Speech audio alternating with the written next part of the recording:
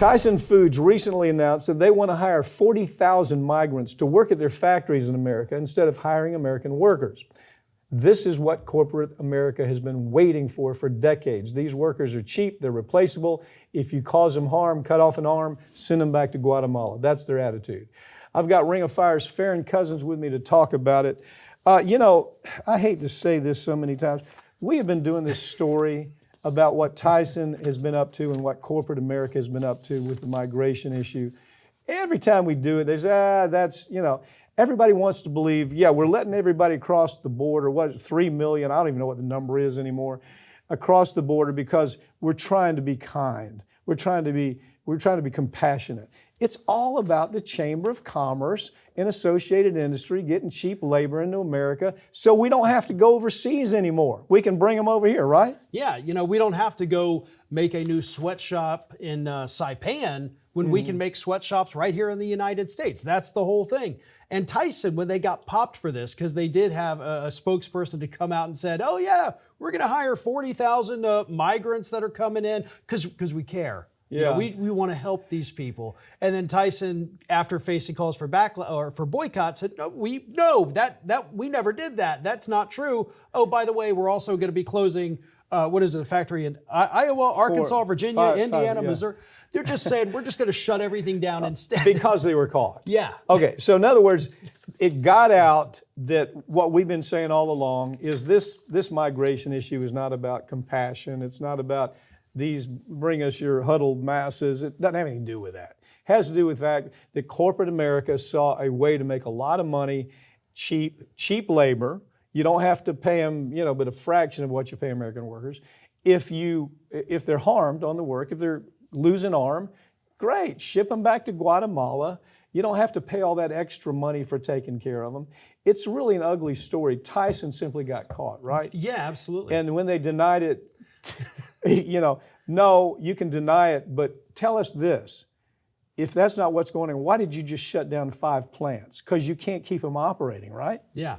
And they specifically said one of the groups of migrants they're targeting are the asylum seekers, which those people are far more vulnerable. Mm-hmm. Obviously, they don't want to be sent back to their countries. So if they can come in here and show like, hey, look, I've got a job.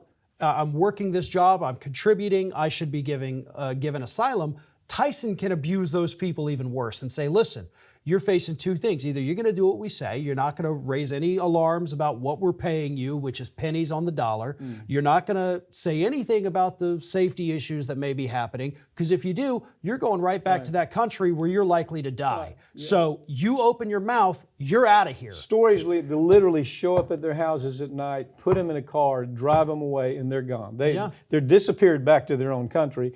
And, the chances of them coming back are almost non-existent. Look, we've done so many stories on the corruption of Tyson Foods, all the way back to the water contamination, where the aquifers were being contaminated so badly in North Carolina and South Carolina that people were getting sick from drinking the water. It had contaminants, it had biological contaminants in it.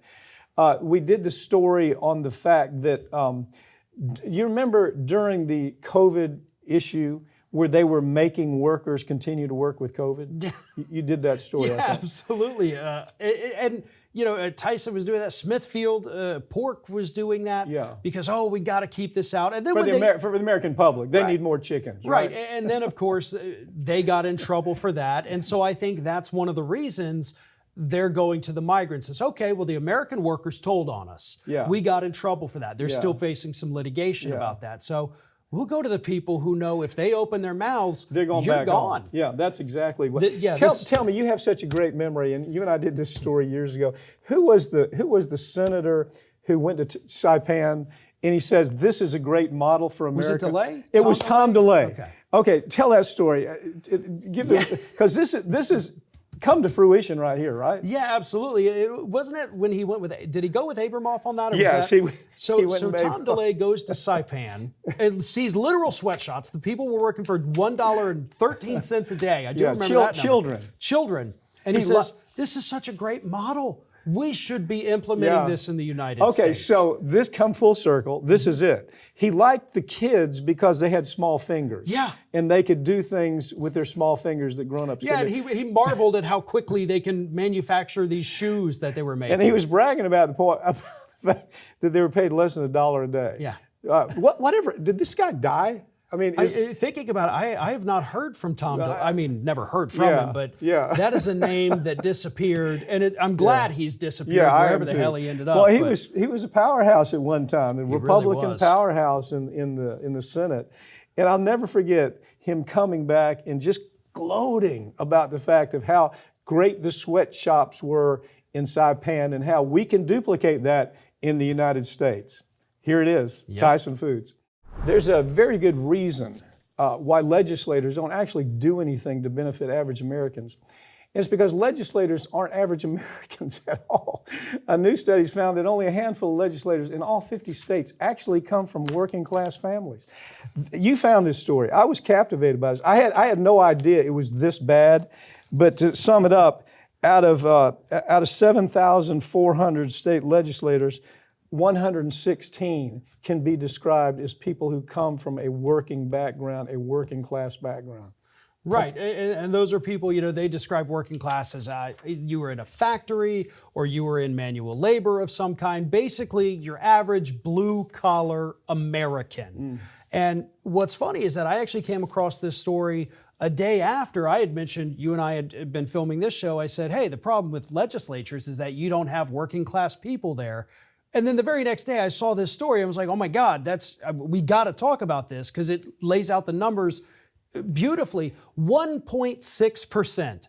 Where did you find? You found this story from a site called News from the States. Yeah. How did you find? I mean, this is incredible. I would have never found this story. I never would have known that 116 out of 7,400 legislators. Well, I actually get most of my news. I go to Reddit Politics. Okay. It just aggregates what users find to be important news. And it's a great resource. It's nonpartisan. It's whatever the people want to talk about, they talk about. But this one got me because out of all 50 states, 1.6% of these lawmakers are actually from blue-collar backgrounds. And what that does is it limits the number of people that are in these state houses making decisions about your life who have shared life experience. So if you have somebody that's sitting in the capital of your state or even the capital in Congress that was born with the silver spoon in their mouth, I'm a politician because my daddy was a politician and his daddy's daddy was a politician, but his daddy's daddy was an oil baron. And that's what it is. And so those people do not know what it's like to go to the grocery store and have your debit card be declined. They don't know what it's like to not drive for a couple days because you can't afford the gas. Or you can't pay for medicine. Exactly. And when you have people with the shared life experience, they take those issues seriously. And this report even confirmed that. Yeah. It didn't just say it. There was good confirmation. What I thought was interesting is most of the time they can't afford to even run, okay? They can't take 4 months out of their lives and go run. These, that class of folks that have never lived a life of really working, they can. They come from a different background. They can't raise money like those other folks can. The working class can't go out and talk to a corporation, hey, give me money for my campaign. They know the other guy can because the other guy works for the corporation in some capacity. He delivers for the corporation.